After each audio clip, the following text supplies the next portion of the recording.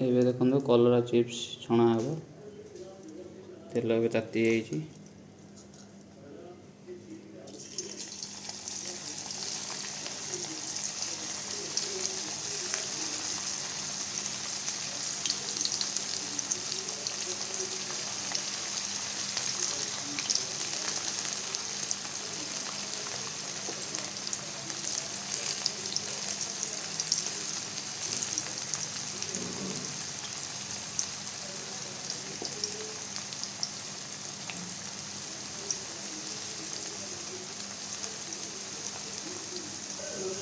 ଏବେ ତାକୁ ଟିକେ ଲଉଟିକି ଦେବା।